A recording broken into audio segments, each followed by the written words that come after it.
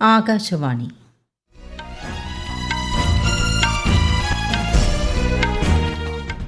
നമസ്കാരം. വാർത്തകൾ വായിക്കുന്നത് ശ്രീലത.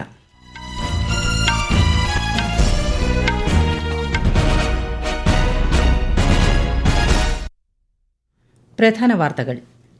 78ാമത് സ്വാതന്ത്ര്യദിനം പ്രൌഢോജ്വലമായി ആഘോഷിച്ച് രാഷ്ട്രം. ന്യൂഡൽഹിയിലെ ചുവപ്പുകോട്ടയിൽ പ്രധാനമന്ത്രി നരേന്ദ്രമോദി ദേശീയ പതാക ഉയർത്തി. രാജ്യത്ത് മതേതര സിവിൽ കോഡ് അനിവാര്യമെന്ന് സ്വാതന്ത്ര്യദിന അഭിസംബോധനയിൽ പ്രധാനമന്ത്രി. മെഡിക്കൽ വിദ്യാഭ്യാസ മേഖലയിൽ അടുത്ത 5 വർഷത്തിനുള്ളിൽ 75,000 സീറ്റുകൾ സൃഷ്ടിക്കും. സംസ്ഥാനങ്ങളിലും വിപുലമായ സ്വാതന്ത്ര്യദിനാഘോഷങ്ങൾ. പാരീസ് ഒളിമ്പിക്സ് മെഡൽ ജേതാക്കളുമായി പ്രധാനമന്ത്രി കൂടിക്കാഴ്ച നടത്തി. പശ്ചിമബംഗാളിൽ വനിതാ ഡോക്ടറുടെ കൊലപാതകത്തിൽ പ്രതിഷേധം ശക്തം. കേരളത്തിലെ ഡോക്ടർമാരും നാളെ സമരത്തിന്. ചക്രവാത ചുഴിയുടെ പ്രഭാവത്താൽ കേരളത്തിൽ വരും ദിവസങ്ങളിൽ ശക്തമായ മഴയ്ക്ക് സാധ്യത. നാളെ പത്തനംതിട്ടയും ഇടുക്കിയിലും ഓറഞ്ച് ജാഗ്രത. വാർത്തകൾ വിശദമായി. 78ാമത് സ്വാതന്ത്ര്യദിനം പ്രൌഢോജ്വലമായി ആഘോഷിച്ച് രാഷ്ട്രം. ന്യൂഡൽഹിയിലെ ചുവപ്പുകോട്ടയിൽ പ്രധാനമന്ത്രി നരേന്ദ്രമോദി ദേശീയ പതാക ഉയർത്തിയാണ് രാജ്യത്തെ സ്വാതന്ത്ര്യദിനാഘോഷങ്ങൾക്ക് തുടക്കമിട്ടത്. രാവിലെ 7 മണിയോടെ രാജ്ഘട്ടിലെത്തി പുഷ്പാർച്ചന നടത്തിയ ശേഷം ചുവപ്പുകോട്ടയിലെത്തിയ പ്രധാനമന്ത്രിയെ കേന്ദ്രമന്ത്രി രാജ്നാഥ് സിംഗിന്റെ നേതൃത്വത്തിൽ സ്വീകരിച്ചു. വിവിധ സേനകളുടെ ഗാർഡ് ഓഫ് ഓണറും പ്രധാനമന്ത്രി സ്വീകരിച്ചു. തുടർന്ന് അദ്ദേഹം രാജ്യത്തെ അഭിസംബോധന ചെയ്തു. 98 മിനിറ്റാണ് പ്രധാനമന്ത്രിയുടെ പ്രസംഗം നീണ്ടത്. കേന്ദ്രമന്ത്രിമാർ, ലോക്സഭാ പ്രതിപക്ഷ നേതാവ് Rahul Gandhi, Paris Olympics medal ജേതാക്കൾ, ഗോത്ര സമൂഹം, കർഷകർ, സ്ത്രീകൾ, വിവിധ പദ്ധതികളുടെ ഗുണഭോക്താക്കൾ തുടങ്ങി 6000 അതിഥികൾ ചുവപ്പുകോട്ടയിൽ നടന്ന സ്വാതന്ത്ര്യദിനാഘോഷങ്ങൾക്ക് സാക്ഷ്യം വഹിച്ചു. രാജ്യത്ത് മതേതര സിവിൽ കോഡ് അനിവാര്യമെന്ന് പ്രധാനമന്ത്രി നരേന്ദ്രമോദി. ഒരു രാഷ്ട്രം, ഒരു തെരഞ്ഞെടുപ്പ്, അതിനായി രാഷ്ട്രീയ പാർട്ടികൾ മുന്നോട്ട് വരണമെന്നും ന്യൂഡൽഹിയിലെ ചുവപ്പുകോട്ടയിൽ നടന്ന സ്വാതന്ത്ര്യദിന അഭിസംബോധനയിൽ അദ്ദേഹം രാജ്യത്തോട് പറഞ്ഞു.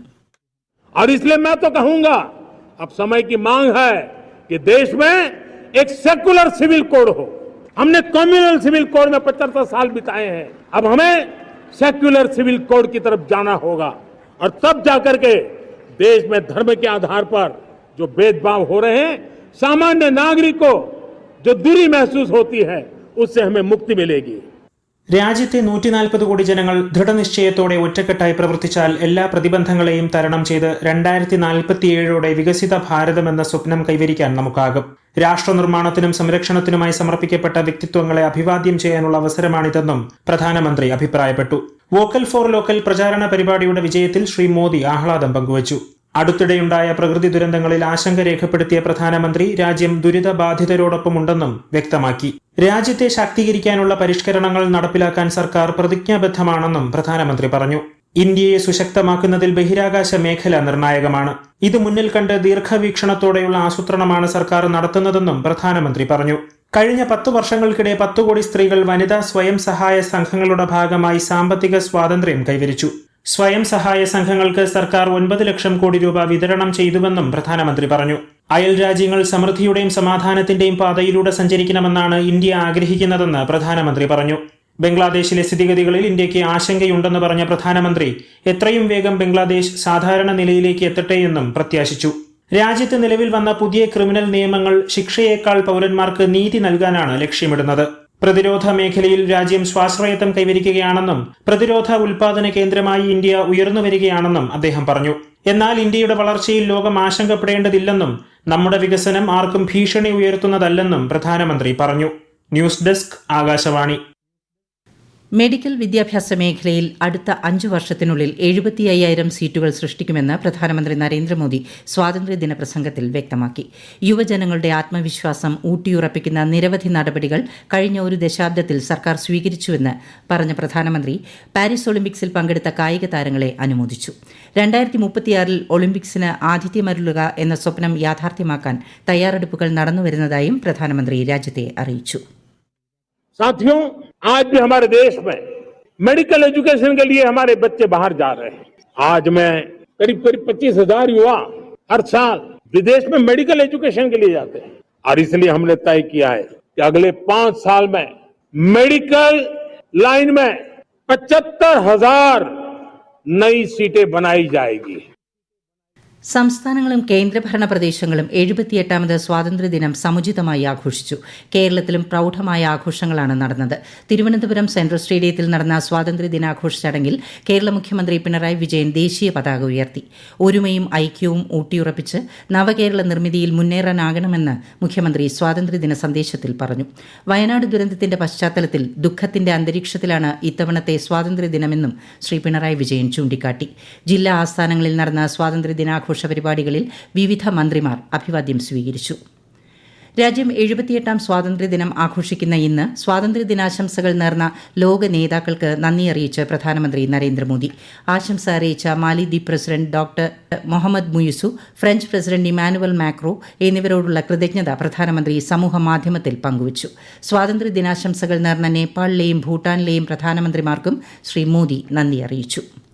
സ്വാതന്ത്ര്യ ദിനാഘോഷങ്ങളുടെ ഭാഗമായി അട്ടാരി വാഗ അതിർത്തിയിൽ വിപുലമായ ബീറ്റിംഗ് ദ റിട്രീറ്റ് ചടങ്ങ് നടന്നു. 78ാം സ്വാതന്ത്ര്യ ദിനത്തിൽ പതിവിലും പ്രൌഢമായി നടന്ന ചടങ്ങ് കാണാൻ നിരവധി പേരാണ് എത്തിയത്. ഇന്ത്യൻ അതിർത്തിയിലെ 1ാം കാവൽ നിരയായ BSFന്റെ കായികക്ഷമതയും പരിശീലന മികവും വെളിവാക്കുന്നതായിരുന്നു ചടങ്ങ്. പാരീസ് ഒളിമ്പിക്സിൽ പങ്കെടുത്ത ഇന്ത്യൻ സംഘവുമായി പ്രധാനമന്ത്രി നരേന്ദ്രമോദി ന്യൂഡൽഹിയിലെ വസതിയിൽ കൂടിക്കാഴ്ച നടത്തി. മെഡൽ ജേതാക്കളായ മനു ഭാകർ, നീരജ് ചോപ്ര, സ്വപ്നിൽ കുസാലെ, ഇന്ത്യൻ പുരുഷ ഹോക്കി ടീം സരബ്ജോത് സിംഗ് എന്നിവർ തങ്ങളുടെ ഒളിമ്പിക് അനുഭവങ്ങൾ പ്രധാനമന്ത്രി നരേന്ദ്രമോദിയുമായി നേരിൽ പങ്കുവച്ചു. ഹോക്കി ടീമിലെ എല്ലാ താരങ്ങളും ഒപ്പിട്ട ജേഴ്സി PR ശ്രീജേഷും ക്യാപ്റ്റൻ ഹർമൻപ്രീത് സിംഗ് തന്റെ ഹോക്കി സ്റ്റിക്കും പ്രധാനമന്ത്രിക്ക് സമ്മാനിച്ചു. 78ാം സ്വാതന്ത്ര്യദിനം സമുചിതമായി ആഘോഷിച്ച് UAEയിലെ ഇന്ത്യൻ സമൂഹം. അബുദാബിയിലെ ഇന്ത്യൻ എംബസി, ദുബായിലെ കോൺസുലേറ്റ് ജനറൽ കാര്യാലയങ്ങളിലും വിവിധ എമിറേറ്റുകളിലും ത്രിവർണ്ണ പതാക ഉയർത്തി. ഇന്ത്യൻ സ്ഥാനപതിമാർ, ഉന്നത ഉദ്യോഗസ്ഥർ തുടങ്ങിയവർ ആഘോഷ പരിപാടികളിൽ സംബന്ധിച്ചു. ഈ വാർത്തകൾ ആകാശവാണിയിൽ നിന്ന്. പശ്ചിമബംഗാളിലെ കൊൽക്കത്തയിൽ വനിതാ ഡോക്ടറെ ബലാത്സംഗം ചെയ്ത് കൊലപ്പെടുത്തിയ സംഭവത്തിൽ പ്രതിഷേധ സമരം നടത്തിയവർക്ക് നേരെ ആക്രമണം. പ്രതിഷേധിച്ച ആരോഗ്യ പ്രവർത്തകരെ ഒരു സംഘം ആളുകൾ മർദ്ദിക്കുകയായിരുന്നു. RG-കർ മെഡിക്കൽ കോളേജിന് നേരെയും ഇവർ ആക്രമണം നടത്തി. അതിനിടെ സംഭവത്തിൽ 9 പേരെ പോലീസ് അറസ്റ്റ് ചെയ്തു. കേസിൽ അന്വേഷണം നടത്തുന്ന CBI സംഘം RG-കർ മെഡിക്കൽ കോളേജിലെത്തി വനിതാ ഡോക്ടറുടെ മാതാപിതാക്കളെയും സംഘം സന്ദർശിച്ചു. കൊൽക്കത്തയിൽ വനിതാ ഡോക്ടറെ ബലാത്സംഗം ചെയ്ത് കൊലപ്പെടുത്തിയ സംഭവത്തിൽ വ്യാപക പ്രതിഷേധം. കേരളത്തിലെ ഡോക്ടർമാർ നാളെ സംസ്ഥാന വ്യാപകമായി സമരം നടത്തും. PG ഡോക്ടർമാരും സീനിയർ റെസിഡന്റ് ഡോക്ടർമാരും OP ഡ്യൂട്ടിയും വാർഡ് ഡ്യൂട്ടിയും ബഹിഷ്കരിക്കുമെന്ന് KGMOA അറിയിച്ചു. എന്നാൽ അത്യാഹിത വിഭാഗങ്ങളിൽ സേവനം ഉണ്ടാകും. രാജ്യവ്യാപക പ്രതിഷേധം തുടരുമെന്ന് federation of resident doctors association of ഇന്ത്യയും അറിയിച്ചിട്ടുണ്ട്. മുല്ലപ്പെരിയാറിൽ പുതിയ ഡാം എന്നതാണ് സംസ്ഥാന സർക്കാരിന്റെ പ്രഖ്യാപിത ലക്ഷ്യമെന്ന് മന്ത്രി റോഷി അഗസ്റ്റിൻ. നിയമസഭ ഐകകണ്ഠേന പാസാക്കിയ വിഷയമാണിതെന്നും സുപ്രീംകോടതിയിൽ നിലനിൽക്കുന്ന കേസ് എന്ന പരിമിതിയുണ്ടെങ്കിലും തീരുമാനത്തിൽ നിന്ന് പിന്നോട്ടില്ലെന്നും മന്ത്രി ഇടുക്കിയിൽ പറഞ്ഞു. ISRO വികസിപ്പിച്ച ഏറ്റവും പുതിയ ഭൌമ നിരീക്ഷണ ഉപഗ്രഹമായ EOS-08ന്റെ വിക്ഷേപണം നാളെ രാവിലെ 8:50 നടക്കും.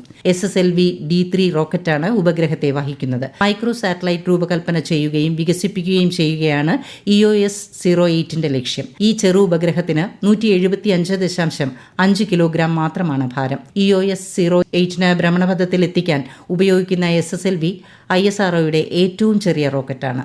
അറബിക്കടലിനും തെക്കൻ കേരളത്തിനും മുകളിലായി ചക്രവാത ചുഴി രൂപപ്പെട്ടതിനാൽ കേരളത്തിൽ അടുത്ത 5 ദിവസം ഇടിയോടുകൂടിയ മഴയ്ക്ക് സാധ്യതയെന്ന് കേന്ദ്ര കാലാവസ്ഥാ വകുപ്പ്. കൊങ്കൺ മുതൽ തിരുവനന്തപുരം വരെ ന്യൂനമർദ്ദപാത്തിയും സ്ഥിതി ചെയ്യുന്നുണ്ട്. ഇന്ന് കോഴിക്കോടും വയനാടും, നാളെ പത്തനംതിട്ടയിലും ഇടുക്കിയിലും ഓറഞ്ച് ജാഗ്രതാ നിർദ്ദേശമുണ്ട്. ഈ മാസം 19 വരെ കേരള, ലക്ഷദ്വീപ്, കർണാടക തീരങ്ങളിൽ മത്സ്യബന്ധനത്തിനും വിലക്ക് ഏർപ്പെടുത്തി.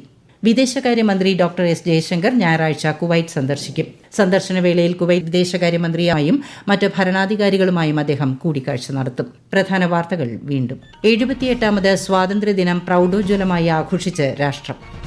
ന്യൂഡൽഹിയിലെ ചുവപ്പുകോട്ടയിൽ പ്രധാനമന്ത്രി നരേന്ദ്രമോദി ദേശീയ പതാക ഉയർത്തി. രാജ്യത്ത് മതേതര സിവിൽ കോഡ് അനിവാര്യമെന്ന് സ്വാതന്ത്ര്യദിന അഭിസംബോധനയിൽ പ്രധാനമന്ത്രി. മെഡിക്കൽ വിദ്യാഭ്യാസ മേഖലയിൽ അടുത്ത 5 വർഷത്തിനുള്ളിൽ 75,000 സീറ്റുകൾ സൃഷ്ടിക്കും. സംസ്ഥാനങ്ങളിലും കേന്ദ്രഭരണ പ്രദേശങ്ങളിലും വിപുലമായ സ്വാതന്ത്ര്യ ദിനാഘോഷങ്ങൾ. പാരീസ് ഒളിമ്പിക് മെഡൽ ജേതാക്കളുമായി പ്രധാനമന്ത്രി കൂടിക്കാഴ്ച നടത്തി. പശ്ചിമബംഗാളിൽ വനിതാ ഡോക്ടറുടെ കൊലപാതകത്തിൽ പ്രതിഷേധം ശക്തം. കേരളത്തിലെ ഡോക്ടർമാരും നാളെ സമരത്തിന്. ചക്രവാത ചുഴിയുടെ പ്രഭാവത്താൽ കേരളത്തിൽ വരും ദിവസങ്ങളിൽ ശക്തമായ മഴയ്ക്ക് സാധ്യത. നാളെ പത്തനംതിട്ടയിലും ഇടുക്കിയിലും ഓറഞ്ച് ജാഗ്രത. വാർത്തകൾ കഴിഞ്ഞു. അടുത്ത വാർത്താ പ്രക്ഷേപണം രാത്രി 8:35.